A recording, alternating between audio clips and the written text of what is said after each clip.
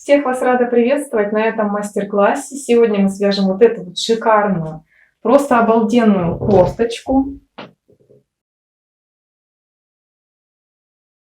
Она на пуговках. Это круглая кокетка.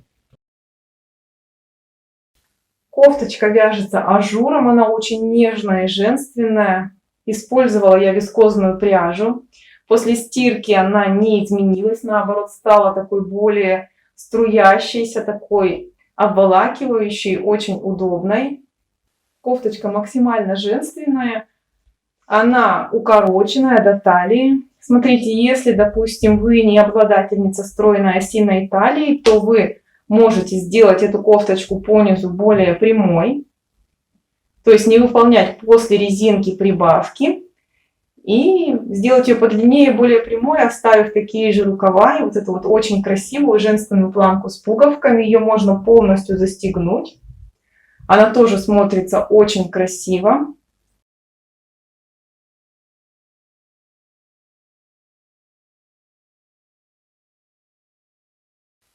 Обратите внимание на петлевку.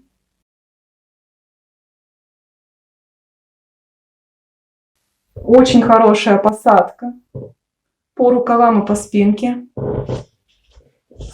Здесь нестандартная круглая кокетка, здесь другой ритм прибавок.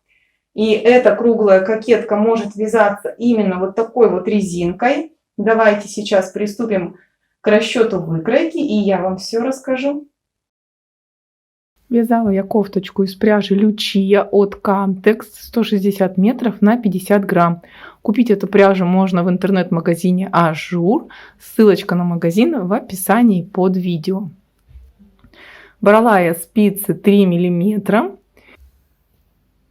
Это у нас круглая кокетка, как я уже говорила. Мастер-класс по узору этой кофточки уже выложен на канал. Ссылочка на узор будет в описании. Схему к узору прикрепляю вот сюда. Так, схемы на убавки в узоре. Схема с убавками кокетки. Все будет в мастер-классе.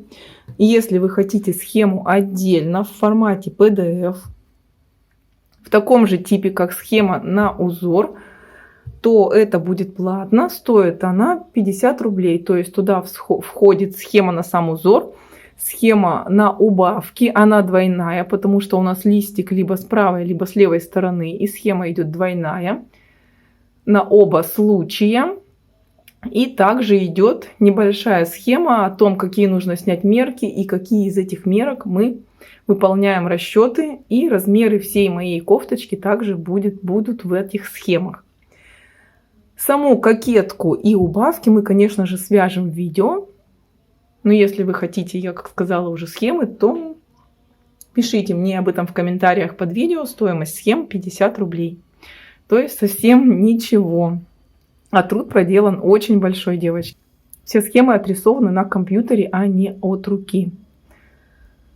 Ну и, конечно, те, кто приобретут схемы, смогут спокойно консультироваться со мной по поводу вязания данной вещи. Итак, начинаем мы, конечно, с обхвата груди. У меня обхват груди 86 сантиметров. Отсюда мы рассчитываем длину нашей регланной линии. То есть это расстояние от убавок, не включая подрез, и до конца обвязки горловины по спинке. Обхват груди делим на 4 части, получаем длину регланной линии. Затем из обхвата груди мы также рассчитываем ширину изделия. Я даю на свободу облегания 10 сантиметров, ну делю потом это пополам и получаю ширину переда и спинки. И плюс еще планка 3 сантиметра даст нам свободу облегания. Дальше мы измеряем обхват нашего бицепса. У меня 24 сантиметра. Я делю этот размер на 4, получаю ширину подреза. Затем добавляю к этому объему бицепса примерно 11 сантиметров на свободу облегания. Да, и получаю общую ширину рукава 33 сантиметра. Но если мы поделим по 2, то я получаю 16,5 сантиметров. Да, вот это вот расстояние. Затем мы измеряем обхват запястья и, исходя из этого, определяем ширину манжеты. То есть к обхвату запястья добавляем пару сантиметров. Это и будет у нас ширина манжета. Высота манжеты 10 сантиметров. Дальше мы должны замерить обхват талии. В моем случае это 62 сантиметра. И ширина резинки по низу равна обхвату талии плюс 2 сантиметра. Это опять же без учета планки. То есть планка даст еще дополнительную свободу облегания. Пряжа это вискоза. Она имеет свойство во время носки растягиваться. После стирки она у меня не растянулась. После носки растянулась в длину на пару сантиметров. Кто будет покупать схему, в схеме у меня написан каждый размер и насколько он растянулся. Понятно, что длина у нас увеличилась, а ширина немножко уменьшилась. На образце этого не видно. Хотя я образец вязала достаточно большой, из целого мотка пряжи. Но именно веса такого изделия нету, и образец так не вытягивается. То есть само изделие всегда ведет себя по-другому. Обязательно в изделии есть росток, и у меня росток рассчитан на 4 сантиметра. Росток вяжем укороченными рядами.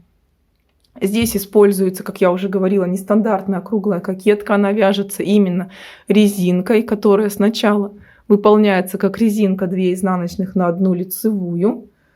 Потом через 1 изнаночные дорожки сокращаются. Затем еще через 1 опять сокращаются. То есть мы постепенно переходим в резинку 1 на 1.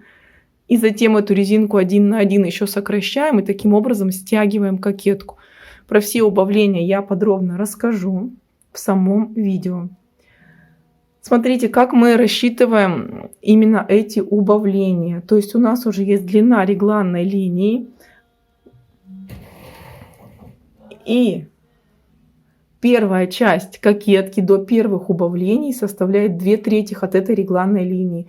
Помним, что подрез в длину регланной линии не входит. То есть 2/3 мы берем вот на это расстояние. И затем 1/3 уже на всю остальную часть кокетки вместе с убавками. По ходу видео я все более подробно расскажу. Планка у нас вяжется отдельно. Очень интересный способ подвязывания планки я здесь использую. Она аккуратно смотрится с обоих сторон.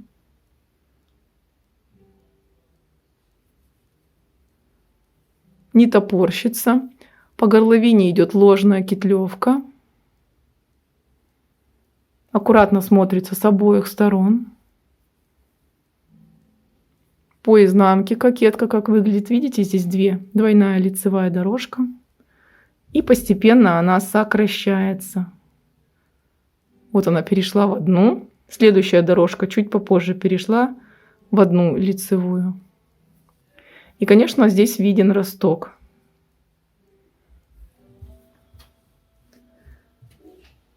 Петельки я здесь вязала очень простые, просто через накид, потому что пуговки небольшого размера.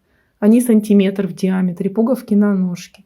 Обязательно пришивайте пуговки, используя потайные. Видео будет поделено на 2 части.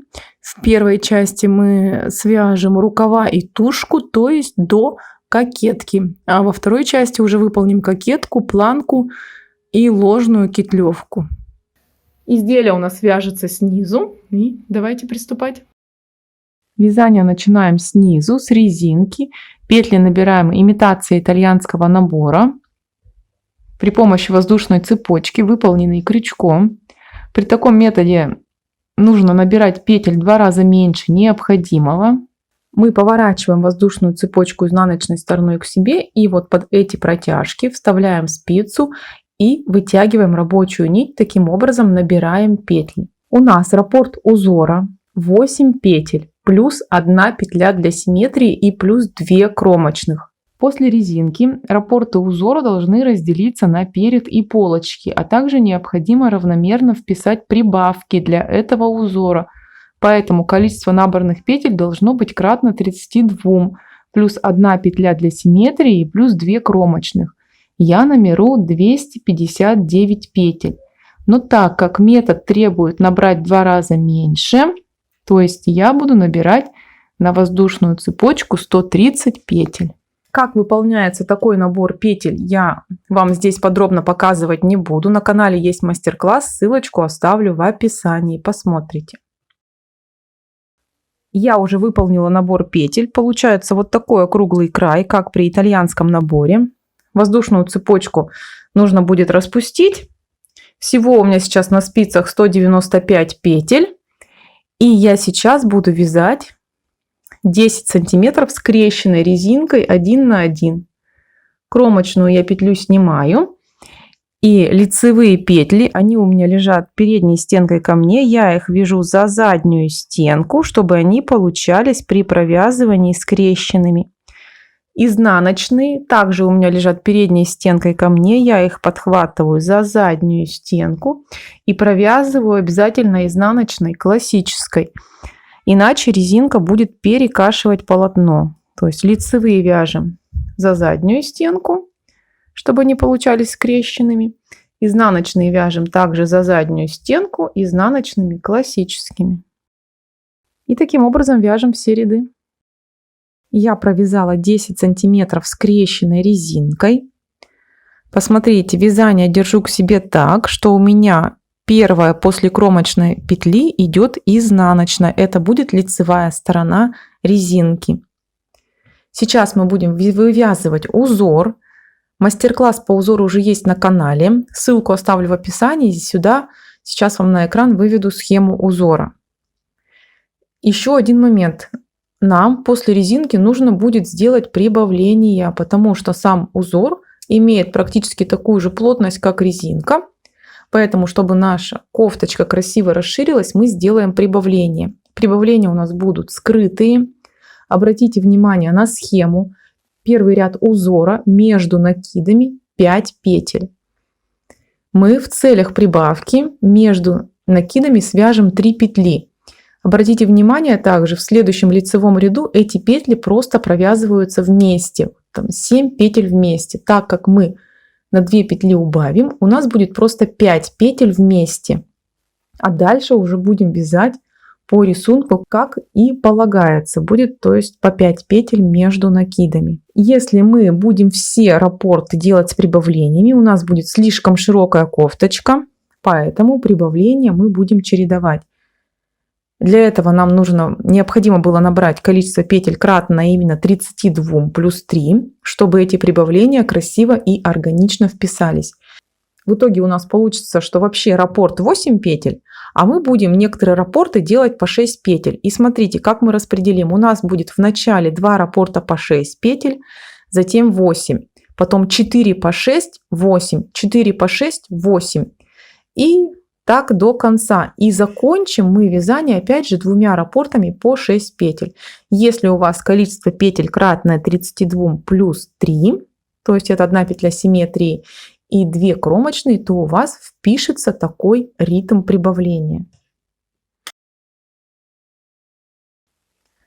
Давайте я сейчас первый раппорт с вами провяжу. Кромочную петлю я снимаю. Дальше по рисунку 1 изнаночная, 1 лицевая, мы уже не вяжем никакие скрещенные, петли обычные. Затем идет накид, и по рисунку у нас 5 лицевых, мы вяжем только 3 лицевые. Вот я их связала. И выполняем накид. Дальше 1 лицевая.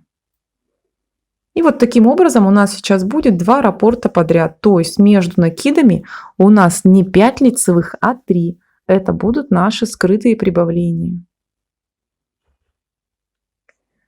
Все мы вяжем таким образом длину кофточки до пройм. Еще раз повторяю, в начале будет 2 раппорта по 6 петель, затем 8. И дальше будет идти чередование. 4 раппорта по 6 петель, 1 раппорт 8 петель. Закончим 2 раппортами по 6 петель. После этого все раппорты будут по 8 петель, то есть так, как по схеме узора. Я провязала тело кофточки на необходимую высоту. Всего у меня получилось вместе с резинкой 26 сантиметров. Кофточка будет укороченная, то есть чуть-чуть ниже талии. Посмотрите, как выглядит вот этот вот первый ряд.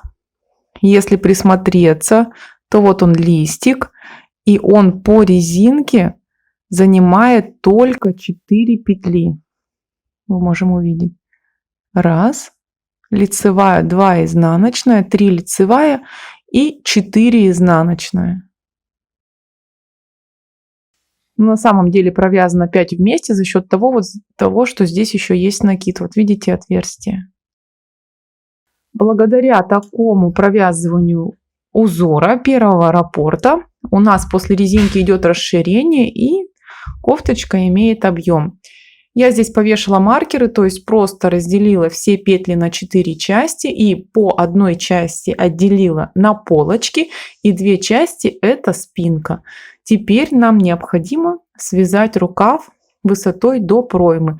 Резинка будет также высокая, но необычно, она будет вязаться не по кругу, а поворотными резами и потом собираться на пуговки. Смотрите, как я выполняю. Просто берем нашу тушку, прикладываем, делаем вот такой небольшой захлест на сантиметр и считаем количество петель. В моем случае получается примерно 75. Запоминаем эту цифру, записываем ее. И дальше после манжета нам нужно будет вязать узор. У него определенный раппорт. Узор будем делать так же, как вязали здесь. То есть первый ряд у нас пойдет с прибавлениями. Мы вместо того, чтобы оставлять 5 петель между накидами, будем оставлять 3. То есть раппорт узора будет не 8 петель, а 6. И эти раппорты мы должны будем аккуратно вместить в резинку. В моем случае, если раппорт по 6 петель, я вмещу 13 раппортов, и нужно будет не 75 петель, а 78, потому что если 13 умножим на 6, будет 78. Но я наберу 77 петель, потому что резинку 1 на 1 при поворотном вязании необходимо нечетное количество петель.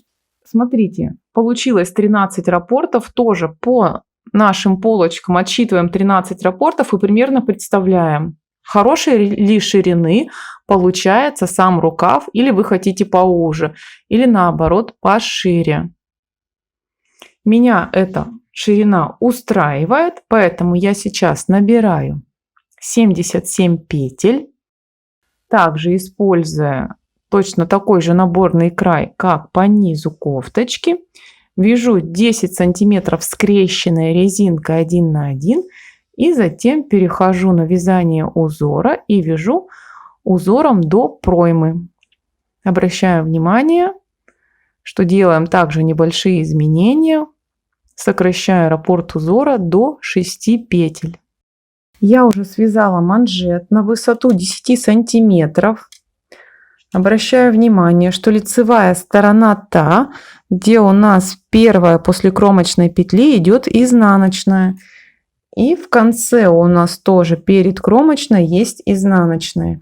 Я специально переодела петли манжета на 3 спицы, чтобы удобнее было перейти к круговому вязанию. Складываем наш манжет для перехождения к круговому вязанию. Не теряем нашу сторону лицевую. Вторая петля изнаночная. И сейчас мы должны будем сделать примерно на сантиметр вот такой вот нахлест друг на друга. В моем случае это будет 6 петель нахлест.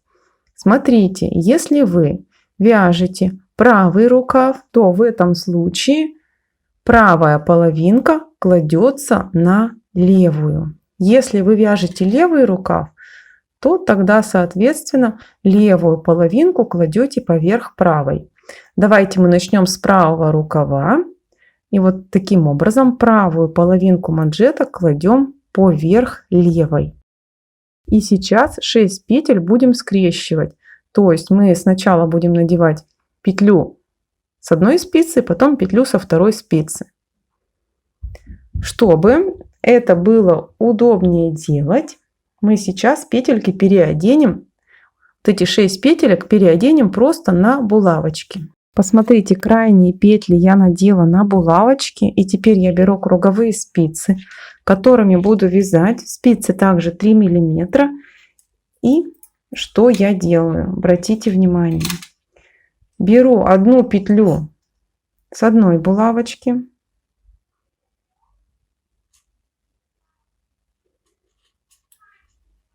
Затем вторую петлю надеваю со второй булавочки.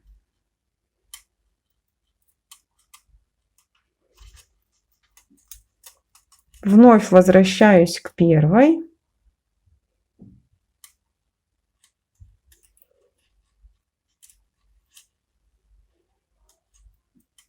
Затем ко второй. И таким образом вот эти вот 6 петель, ну, как бы скрещиваем. Таким образом я фиксирую, ну, вот такой вот как бы нахлёст для имитации того, что наш рукав застегивается на пуговицу.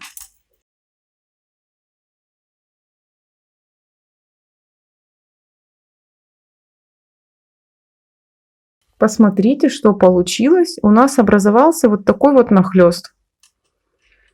И на спице, которую я ввожу круговую, получилось 12 петель. Дальше я сейчас избавлюсь от 3 спиц и приступлю к вязанию узора.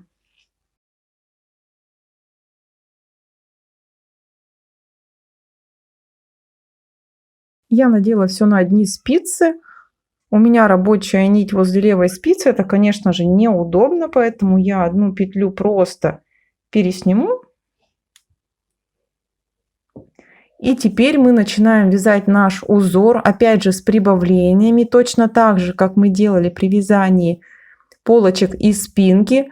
То есть по узору у нас в первом ряду между накидами 5 лицевых, а мы вяжем только 3. У меня получится 13 раппортов узора. А все дальше вяжем по схеме. При круговом вязании изнаночные ряды мы будем провязывать по рисунку, накиды будем провязывать лицевыми. Провязала уже первые несколько рядов. Обращайте внимание, чтобы у вас шло совпадение рисунка.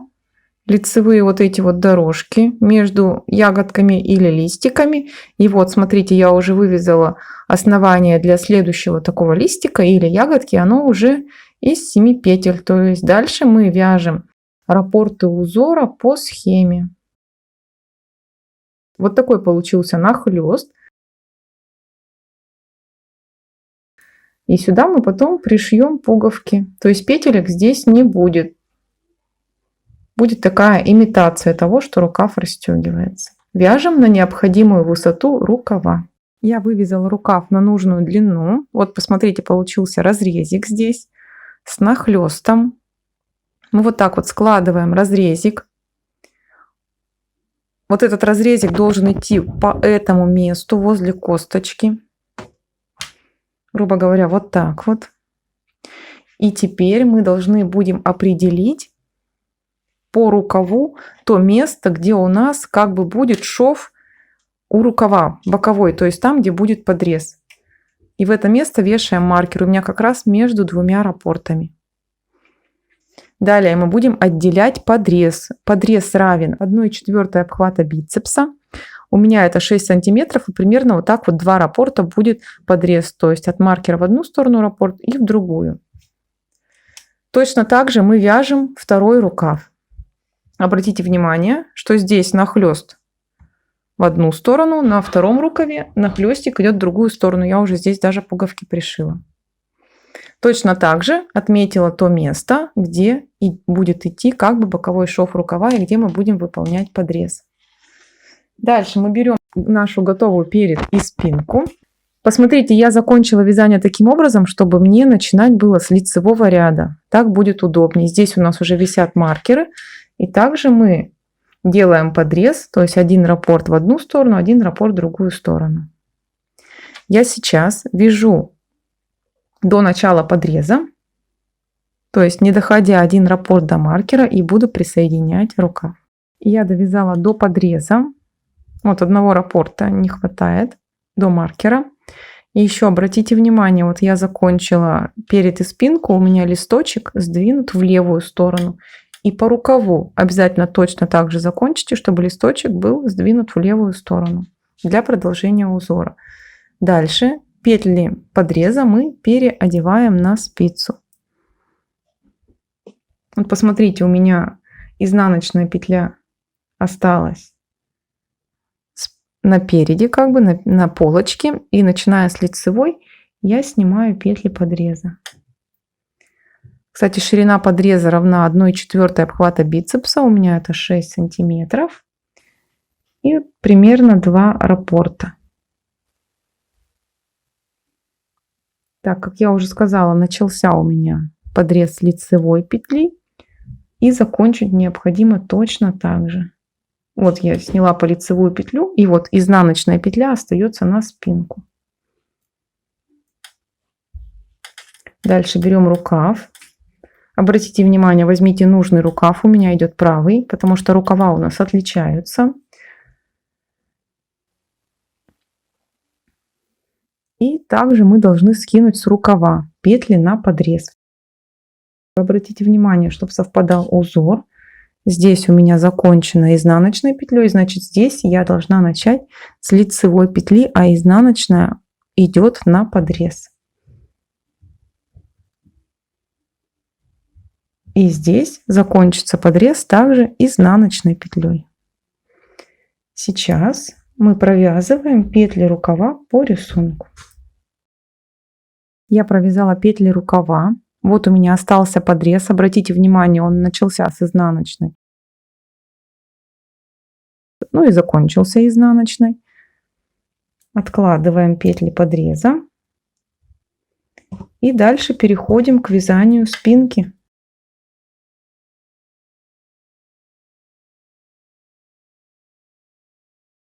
Узор совпадает, рукав у меня закончен лицевой петлей, спинка начинается с изнаночной. Теперь мы точно так же вяжем до второго подреза и присоединяем второй рукав. Я присоединила оба рукава, провязала еще изнаночный ряд. Вот так выглядит соединение.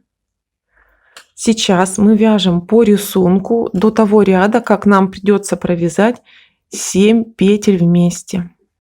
Я довязала этот раппорт, у меня уже ягодка из 7 петель. Сейчас мы их будем, эти 7 петель, убавлять.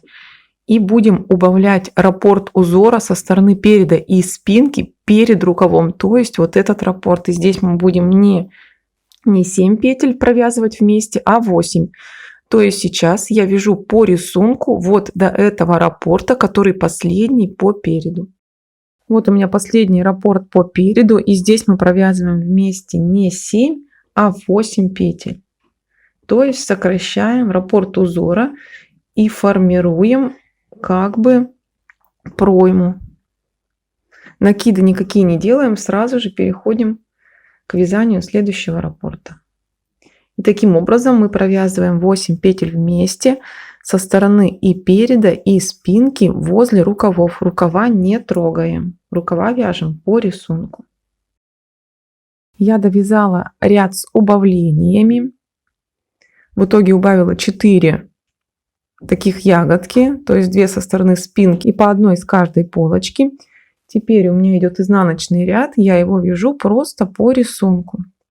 Я провязала изнаночный ряд. Вот как все выглядит. Смотрите, я повешала маркер, который отделяет петли рукава, чтобы видеть наше убавление лучше. И теперь необходимо убавить вот эти вот 3 петли, которые остались от раппорта. И один раппорт у нас полностью сократится. Сейчас мы вяжем по рисунку наши раппорты. А вот здесь вот 2 петли будем провязывать вместе. И затем еще раз 2 петли вместе, пока полностью не уберем вот этот вот раппорт узора. Я довязала до рукава. Вот у меня 2 петельки до рукава не довязаны. И я их провяжу 2 вместе с наклоном вправо. Мне нужно петельки повернуть, чтобы при провязывании они не получились скрещенными. И дальше вяжем по рисунку. Со второй стороны рукава мы провяжем также 2 петельки вместе, только с наклоном влево. То есть у нас будет чередоваться наклон вправо, наклон влево. Дальше, когда подойдем к следующему рукаву, наклон вправо, наклон влево, идет чередование. Вправо, влево, вправо, влево. Я довязала ряд, убавляя по 2 петли со стороны полочек и спинки. Вот идет такая линия. Сейчас изнаночный ряд мы вяжем по рисунку. А в следующем лицевом ряду вновь провяжем точно такие же убавления, провязывая 2 петли вместе лицевой. Наклон чередуем также. Начинаем мы с наклона вправо, вправо и заканчиваем наклоном влево. Я провязала еще один ряд с убавлениями. Вот уже как выглядит наша убавка. Один раппорт полностью убавлен. Мне осталось убрать последние 2 петли, чтобы убавка была полностью завершена. Сейчас я довязываю до розового маркера и выполняю убавку. Я уже практически дошла до розового маркера. Смотрите, как у меня получилось. Так как у меня листик идет с наклоном в левую сторону, то мне придется совместить вот эту убавку и сам листик. То есть я провяжу 8 петель вместе, а не 7. Если у вас листик идет на правую сторону, то вы, как обычно, вяжете листик, а затем 2 петли вместе лицевой.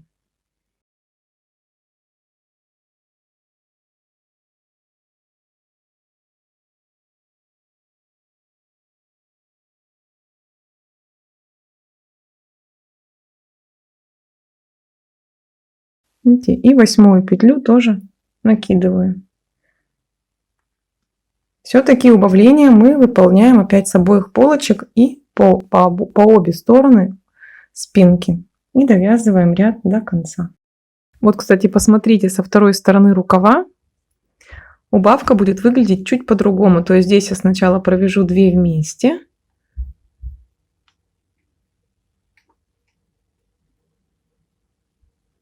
И потом приступаю к раппорту узора. И вяжу, как обычно, 7 петель вместе, а не 8.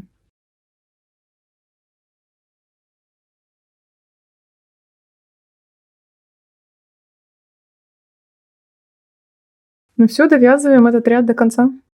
Я довязала последнее убавление. Вот так оно выглядит. Мы полностью сократили один раппорт узора. На этом первая часть видео подошла к концу. В следующий раз мы продолжим вязание. Еще раз повторяю, если необходимо, приобретайте схемки, будет намного удобнее. Обязательно подписывайтесь на канал, чтобы не пропустить следующую часть, и нажмите на колокольчик, тогда вы получите уведомления. До скорых встреч, всем пока-пока!